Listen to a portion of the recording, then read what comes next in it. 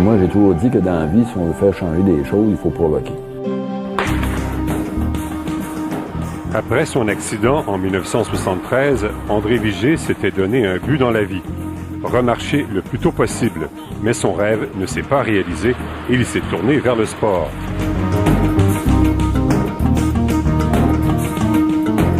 À son premier marathon en 1979, ils ne sont que 2 en fauteuil roulant à prendre le départ sur 500 participants. Il termine premier, mais il ne reçoit pas le trophée du vainqueur. À cette époque, le sport en fauteuil roulant n'était pas reconnu. Quand j'ai commencé en 79 à me présenter sur la ligne de départ, ça a été de la grosse provocation parce que les organisateurs, on ne s'était pas annoncé. Puis on dérangeait un peu, là. Et puis j'attendais sa ligne de départ des commentaires disant, bon ben, ils vont faire 10 km, ils vont y ramasser, puis là, ils ne voyaient pas là. Cette course marque le début d'une longue carrière internationale qui mène André Vigé aux 4 coins du monde. Durant les années 80, il remporte le marathon de Boston 3 fois, celui d'Oita au Japon 4 fois et celui de Montréal à 2 reprises. Il remporte également une médaille de bronze aux Jeux olympiques de Los Angeles en 84 et une médaille d'or aux Jeux de Séoul 4 ans plus tard. En 86, André Vigé reçoit le prix Maurice Richard de la Société Saint-Jean-Baptiste de Montréal.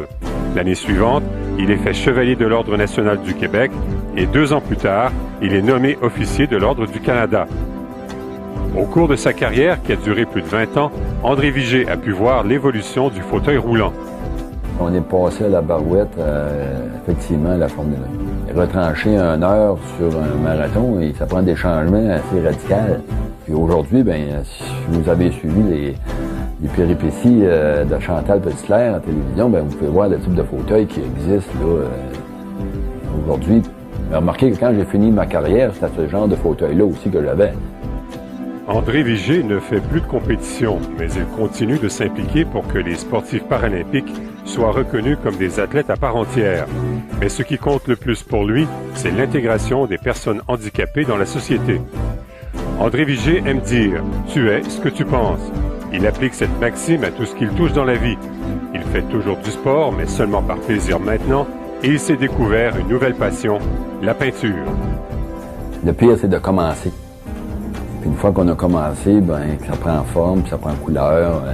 C'est un élément de motivation à poursuivre puis à développer aussi. Puis, mais faut que je pense à mes vieux jours.